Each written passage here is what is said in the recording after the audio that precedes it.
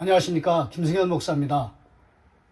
오늘 이제 계시록 7장을 여러분과 함께 나누기를 원합니다. 지난 시간에 4장, 5장을 나누면서 새참 첫 번째 참 감격적인 부분을 우리가 마주했는데요. 오늘은 그 새참 두 번째입니다. 계시록 7장은 계시록 전체 중에서 계시록의 꽃이다 이렇게 생각할 수도 있고요. 또 계시록의 핵심이다, 또 핵이다, 리버 핵산이다, 이렇게 말씀드릴 수 있을 정도로 계시록에서 가장 귀한 부분입니다. 이찬수 목사님은 이 계시록 7장을 강의하면서 한 4번, 5번 그렇게 아주 집중적으로 그렇게 말씀을 전하시는 것을 제가 들어본 적이 있는데요. 그만큼 이 계시록 7장을 중요하고 굉장히 소중하게 여기는 그런 것이라고 생각이 됩니다.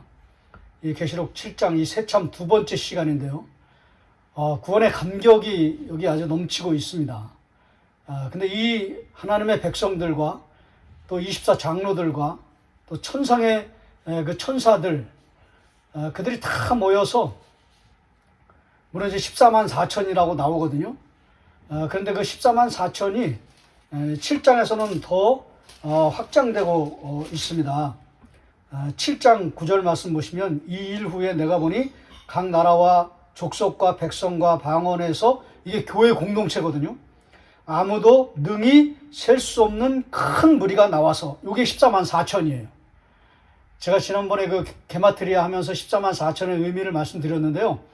그러니까 교회 공동체, 하나님의 백성들의 공동체다 이렇게 말씀드렸잖아요. 근데 그 공동체를 더 이렇게 확장해서 각 나라와 족속과 백성과 방언, 이 교회 공동체인데요. 아무도 능히 셀 수 없는 큰 무리가 이 교회 공동체가 이렇게 확대되고 있는 것이죠. 오늘 이 하나님의 백성들이 천상에서 하나님을 예배하고 찬양하는 그런 놀라운 천상의 예배 장면을 우리에게 보여주고 있는데요.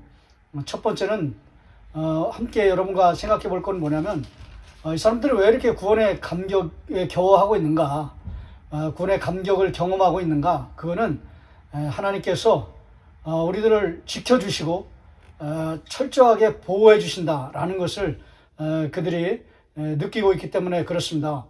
계시록은 너무나 간단합니다. 단순합니다. 도식이 굉장히 간단합니다. 불신자는 심판, 신자는 보호, 이렇게 딱 돼 있어요. 원래 그렇게 컨셉을 제가 잡으려고 한 게 아니라, 그러니까 그렇게 컨셉을 잡고 그리고 이렇게 거기에 맞춰서 이렇게 구성해 나가는 방식이 아니에요. 그냥 계시록을 쭉 읽다 보면 자연스럽게 물 흐르듯이 그런 컨셉으로 가게 돼 있습니다. 불신자 심판, 그 다음에 신자는 보호. 그렇게 딱 가게 돼 있어요. 안 믿는 사람들은 심판받고, 뭐라 그럴까요? 재앙을 받고. 그러나 믿는 사람들은 하나님이 안전하게 지켜주신다. 끝까지 책임져 주시고, 보호해 주시고, 끝까지 하나님께서 자기 소유라고 말씀하시고, 하나님께서 영원토록 하나님의 백성들을 지키신다. 이제 오늘 그 계시록 7장에는 그 세 가지로 좀 그 근거가 나와 있는데요. 첫 번째 말씀은 7장 1절 말씀 보시면 이 일 후에 내가 네 천사가 땅 네 모퉁이에 선 것을 보니 땅의 사방에 바람을 붙잡아 바람으로 하여금 땅에나 바다에나 각종 나무에 불지 못하게 하더라. 바람을 중지시키는 거예요. 연기시키는 것이고요. 바람이 불지 못하도록 그렇게 하나님께서 중지하라는 거예요. 여기는 그 하나님의 백성들을 이 바람을 붙잡는다라고 그렇게 표현되어 있는데요. 이 하나님의 백성들을 보호하신다라는 것을 그렇게 상징으로 보여주는 것입니다. 제가 지난 시간에 그 일곱 인 이야기하면서 셋째 인에 대한 얘기를 하면서 제가 말씀드리지 않았는데요. 6장 4절 말씀 보시면 내가 네 생물 사이로 나는 듯한 음성을 들으니 이르되 한 데나리온의 밀 한 대요 한 데나리온의 보리 속대로 돼 또 감람류와 포도주는 해치지 말라 하더라. 여기는 제가 설명을 안 드렸어요. 셋째 생물 나오면서 감람류와 포도주는 해치지 말라. 이것은 성전에 쓰여지는 기구인데 밀고롬은 이거를 성전 공동체, 다시 말하면 교회 공동체에게 주시는 보호의 축복이다. 이렇게 아주 정확하게 그렇게 해석을 해놨어요. 성전 공동체, 하나님의 교회 공동체, 하나님의 교회 공동체를 해치지 말라. 이렇게 하나님께서 안전하게 지키신다라는 것을 말씀해주고 있거든요. 그리고 나서 이제 7장 1절에 바람을 붙잡아서 불지 못하게 하라. 이렇게 하면서 하나님께서 안전하게 지키신다 이렇게 말씀하시고요. 너무나 유명한 그 인치시는 게 나오잖아요. 7장 4절에 여기 7장 3절 말씀 먼저 보실까요? 이르되 우리가 우리 하나님의 종들의 이마에 인치기까지 땅이나 바다나 나무들을 해하지 말라 하더라. 여기도 보호하신다는 거, 하나님이 인을 친 사람들에게 하나님께서 지켜주시겠다 그런 거잖아요.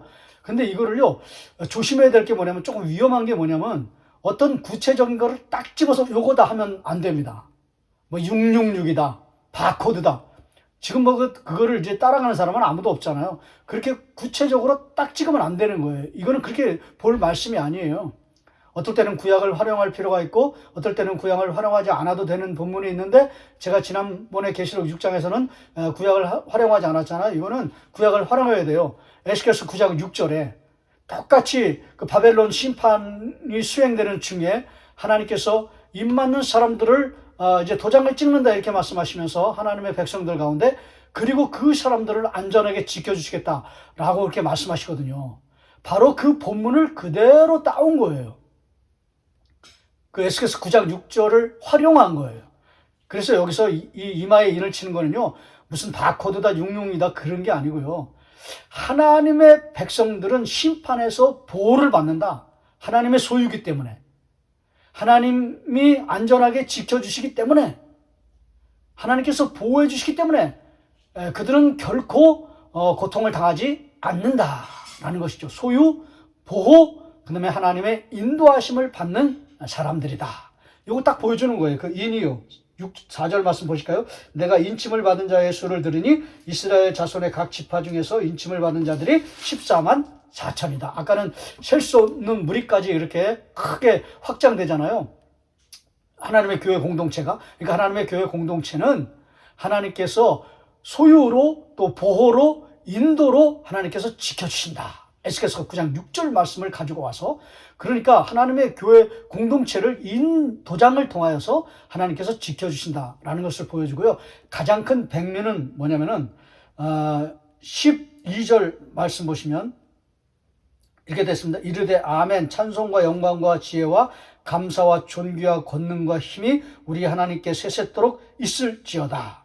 천사들이 찬양하는 내용이거든요. 장로들하고요. 그 다음에 근데 어떤 장로가 또 질문을 합니다.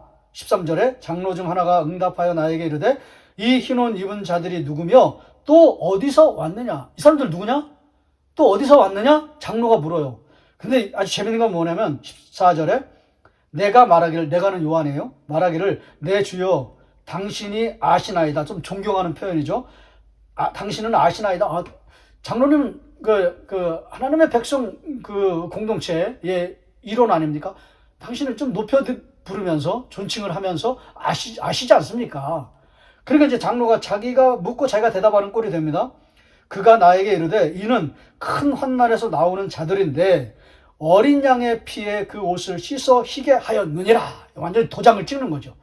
예수 그리스도의 십자가의 피로 구원받은 하나님의 백성들이다. 할렐루야. 이렇게 하나님께서 이들을 지키고 보호하시고 하나님께서 인도해 가신다라고 하는 놀라운 확신을, 구원의 확신을 주고 있는 것입니다. 우리가 첫 번째로 적용할 건 뭐냐면 구원의 감격을 우리가 경험해야 된다는 것입니다.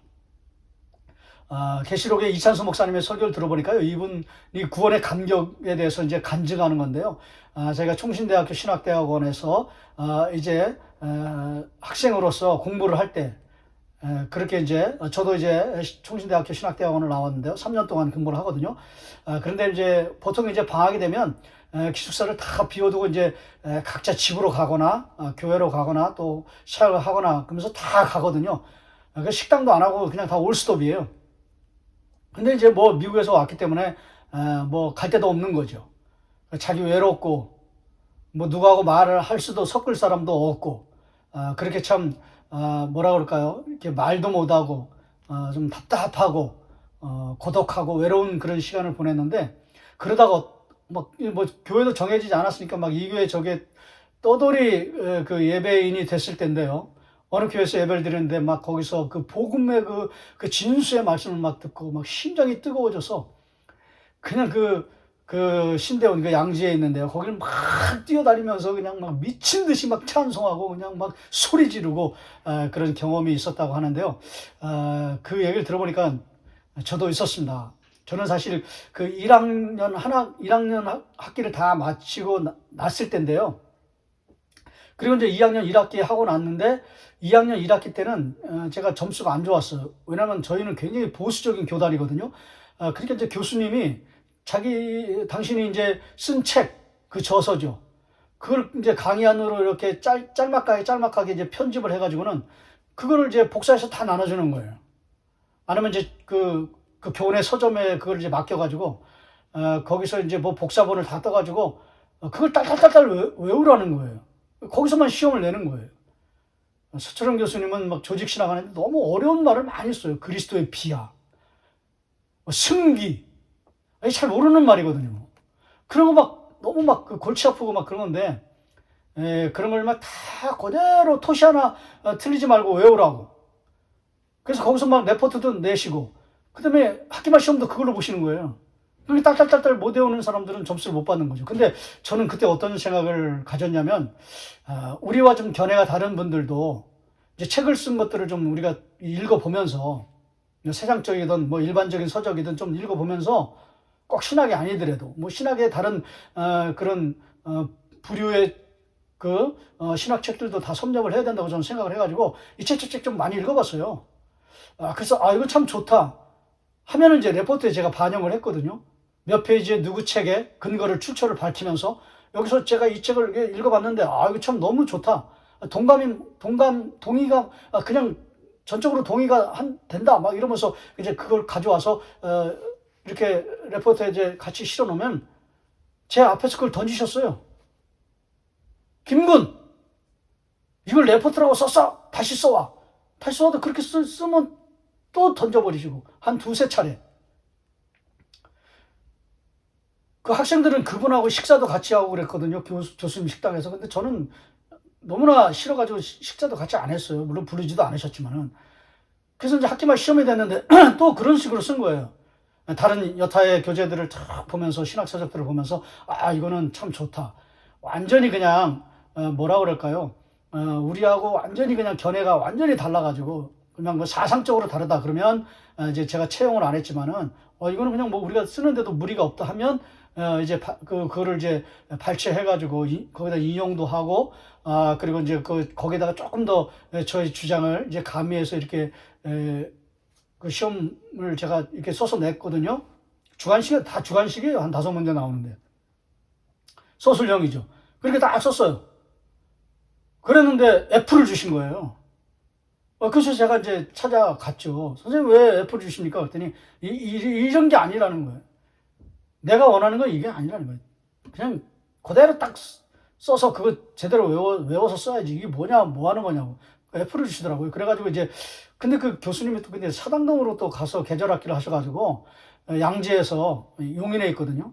양지에서 이제 또, 계절학기를 한 게 아니라, 또 사당동. 사당동에서 또, 그때는 거기는 이제 다 학부생들이에요. 신대원생들이 아니고, 대학원생들이 아니고. 그냥 학부생들하고 같이 계절학기 그냥 하면서, 뭐 아는 사람 있습니까? 누가 있습니까? 아무도 모르는 거죠. 학교도 좀 생소하고, 그냥 조그만 데 그냥 있는데, 언덕배기에. 거기서 그냥 마음은 답답하고, 이런 걸 또 해야 되나. 마음 와닿지도 않고, 의미도 없다고 생각하고, 마음도 닫혀있고, 고통을 많이 받고 그런 때죠. 너무너무 답답할 때. 그래서 그 상도동에서 이제 그 고개가 있어요. 숭실대로 넘어가는. 거기 이렇게 넘어가는데, 마음도 답답하고, 막 외롭고, 고독하고, 뭐 어디 하소연 할 때도 없고, 막 그러는데, 갑자기 그 상도동을 넘어가는데, 로마서 제가 그때 1장을 읽고 있었을 때였거든요. 막 감격이 그냥 제 마음 가운데 폭포수라고 해야 될까요? 그런 것처럼 뭐 그냥 쏟아져 오는데 이 감당이 안 되더라고요.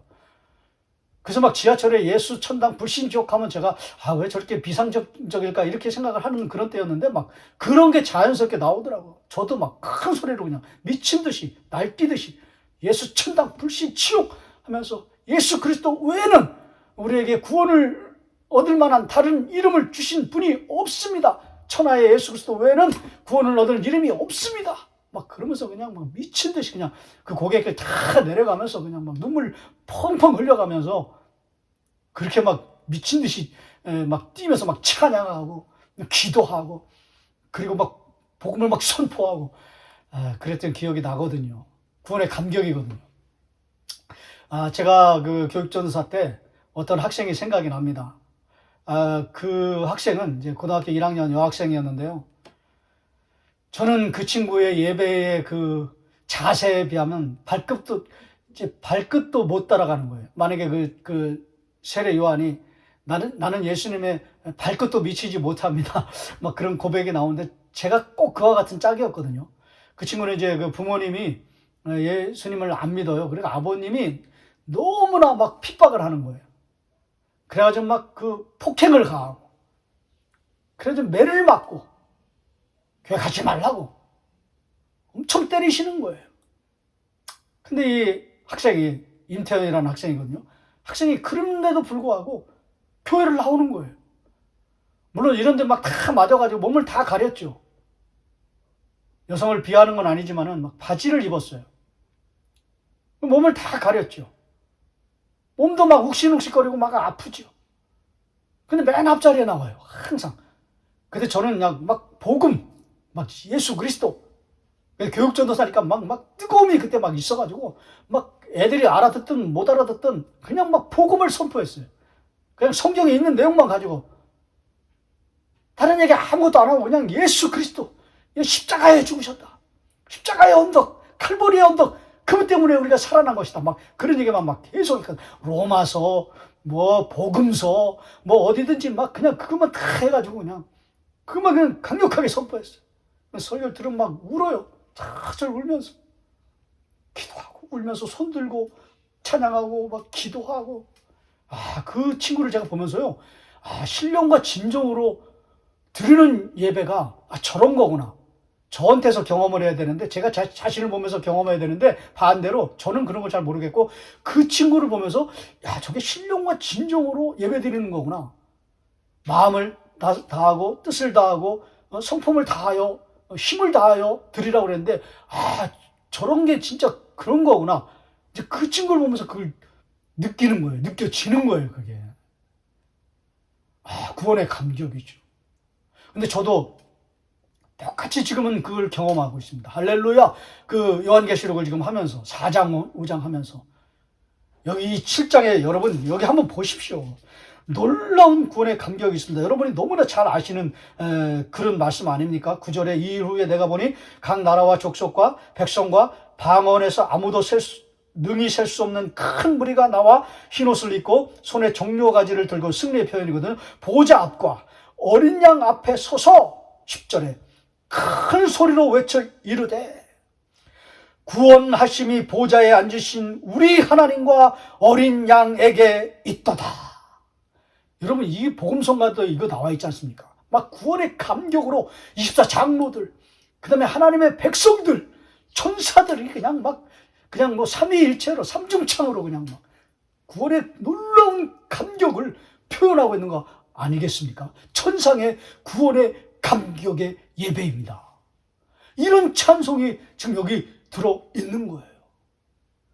구원하심이 보좌에 앉으신 우리 하나님과 어린 양에게 있도다. 제가 그때 신길동에 있는 신흥교회 그때 교육전도사 사역할 때인데요. 거기는 왜 그런 애들이 이렇게 많은지 몰라요. 대부분의 아이들은 그냥 설교하면 그때 이제 중고등부 맡을 때였는데요. 중학생 애들은 뭐 없어요. 군의 기쁨도 없고 뭐 예수님에 대해서 알고 싶은 마음도 없고 그러니까는 막 뭐라 그럴까요? 벽에다 대고 때린 것 같은 막 이게 큰 막이 쳐져 있는 성소와 지성소에 그 가림막이 있는 것처럼 큰 막이 있는 것 같은 그런 심정이었어요. 아무리 얘기해도 그냥 맨 졸기만 하고 막 잡담이나 하고 막 시계나 쳐다보고 깔깔깔 우리고 막 그냥 그렇게만 하고 막 그냥 소란을 피우기도 하고. 그러니까는 이게 벽에다 대고 때리는 것 같은 짓. 근데 한 몇 명의 애들은요 진짜 신령과 진정으로 하나님 앞에 예배를 드리는 거예요. 김밥 그 한 줄도 생각이 납니다. 신길동은 좀 가난한 동네거든요.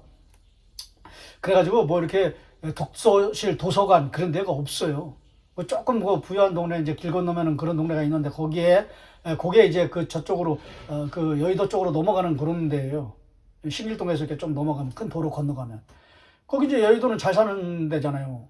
그러니까 얘는 이제 자기는 신길동이 가난하니까는 이제 공부할 때는 없으니까는 도서관 갈 수 없고 뭐 이렇게 독서실 끊을 수도 없고 정기적으로 끊을 수도 없고 그러니까 이제 길을 건너가지고 그 여의도 쪽에 있는 그 유명한 아파트 그 안에 단지 3층에 이렇게 자체적으로 그 입주민들 대표자들이 거기다 독서실을 만들었어요.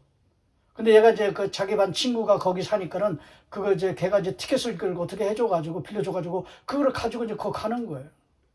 거기서 공부하는 거예요. 10시, 11시까지. 그리고 이제 나오는 거예요. 마음이 서럽죠.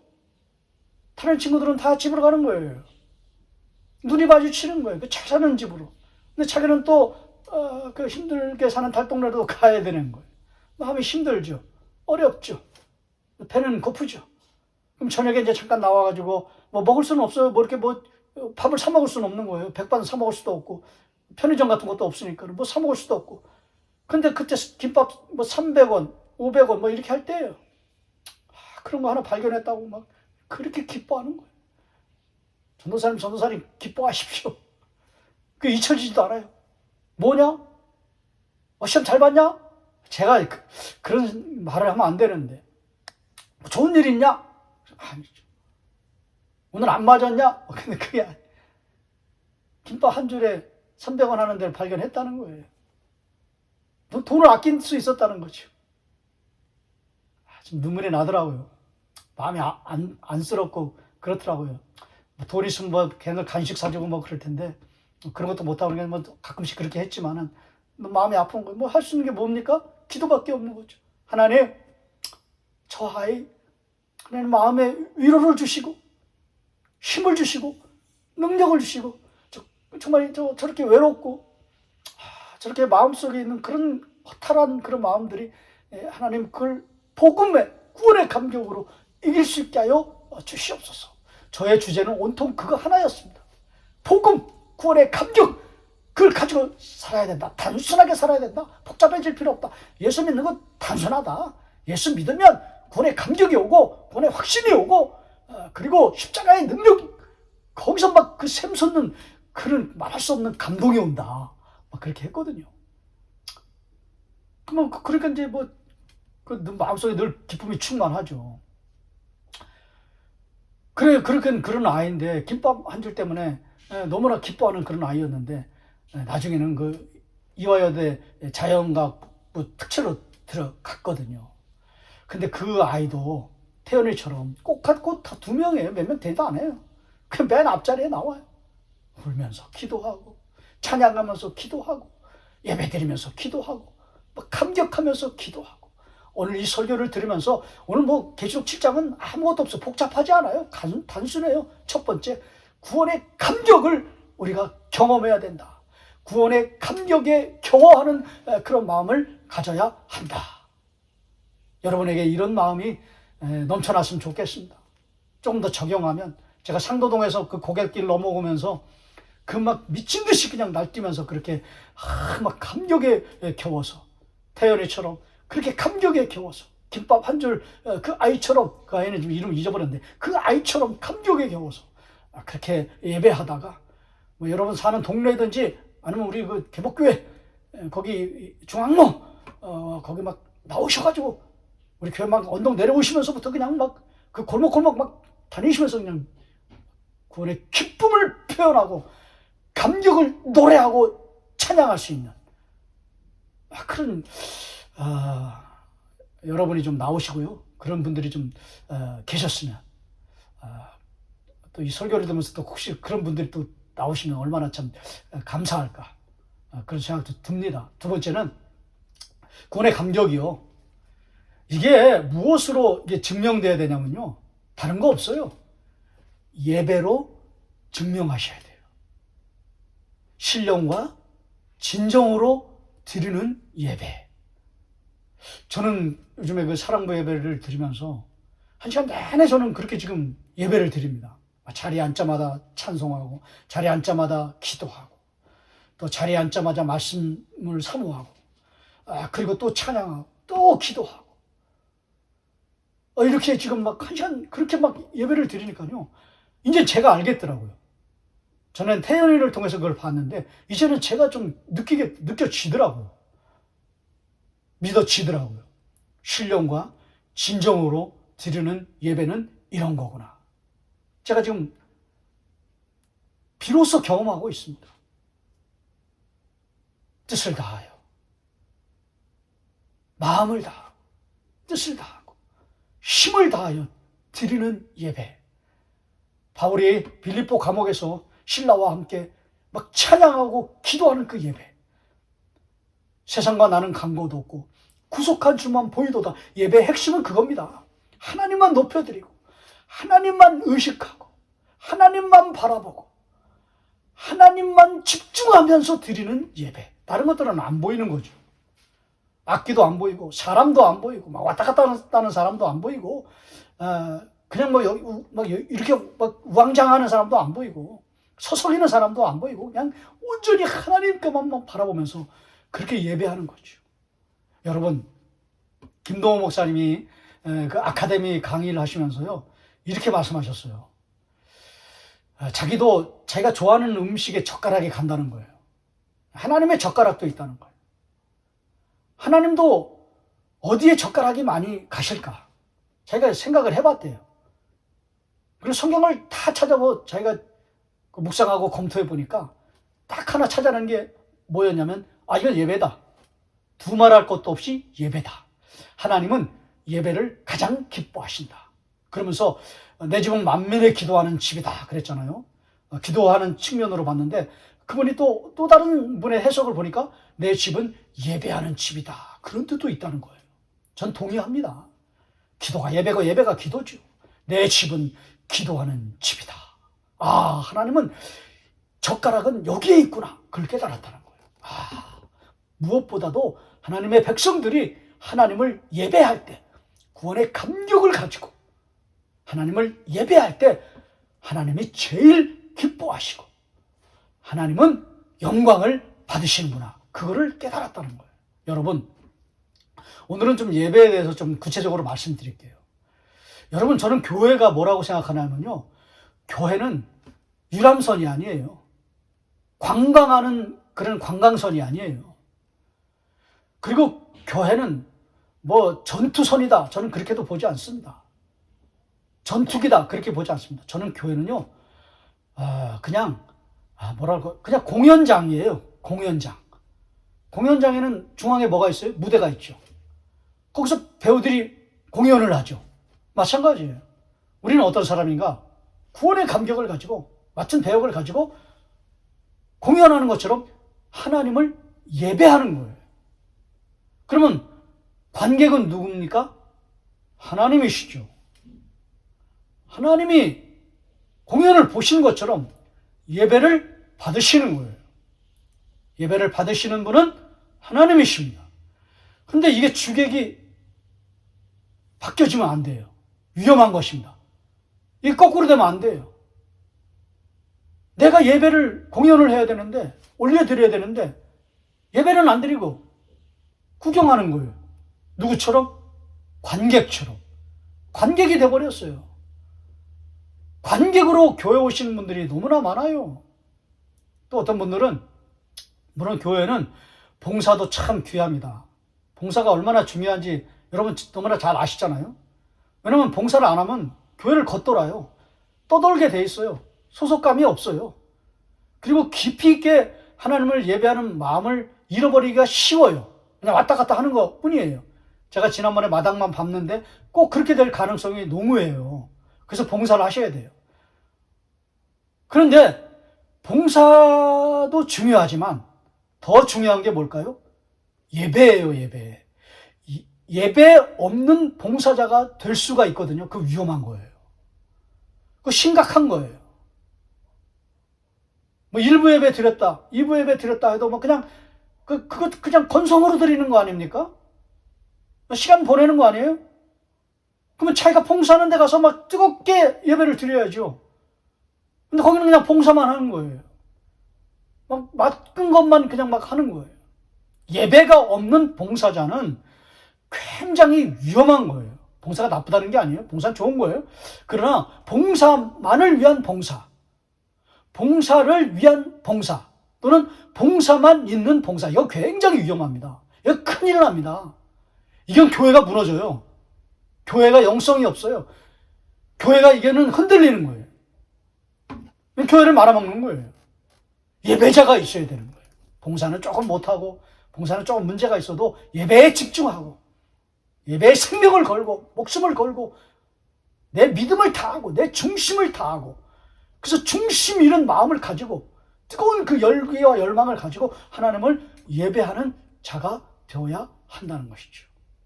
오늘 이 계시록 7장은 예배하는 것입니다. 여러분, 마지막은요, 이걸 놓치지 마십시오. 이렇게 되어 있습니다. 16절 볼까요? 16절.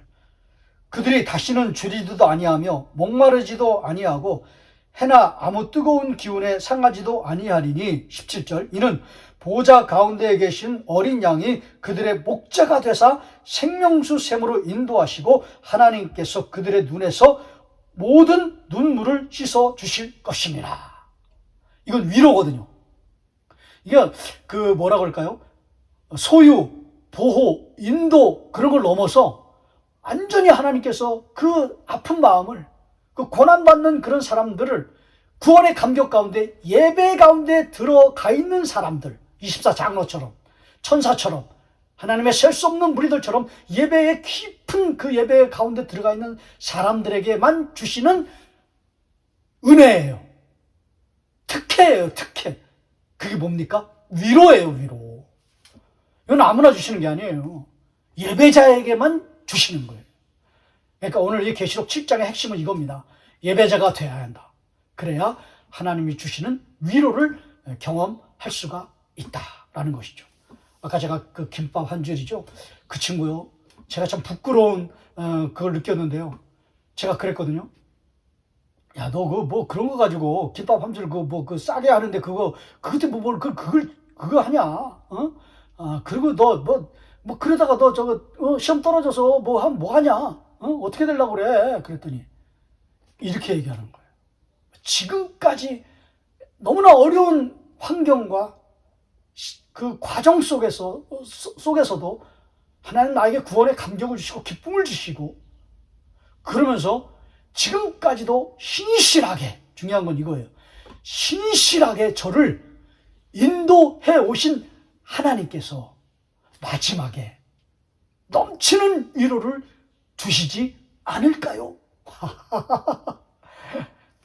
여러분, 그 친구 고등학교 1학년이에요. 신길교회, 신흥교회. 신길동에 있는 신흥교회. 죄송합니다. 착각을 해서. 좀 오래됐는데. 신흥교회. 교회는 작아요. 한 7, 80명, 많으면 100명 모이는 장년 수가 그렇고요. 학생들은 15명, 25명, 많으면 30명, 중고등부 다 합쳐서.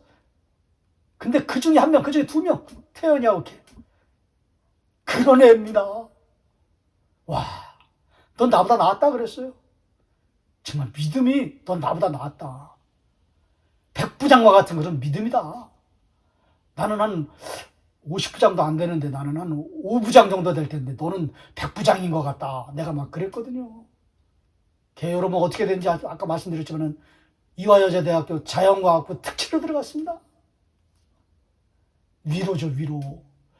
진짜 예배자에게, 신령과 진용으로 드리는 예배자에게 하나님 넘치는 위로를 주시는 거예요.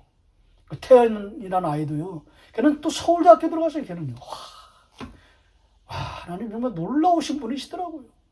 오늘 여러분 구원의 감격을 가지시고요, 참으로 하나님을 예배하시는 분들이 되어서서 넘치는 위로를 다 받으시고 넘치도록 받으시고 풍성하게 받으시는 저와 여러분 되시기를 주의 이름으로 축원합니다.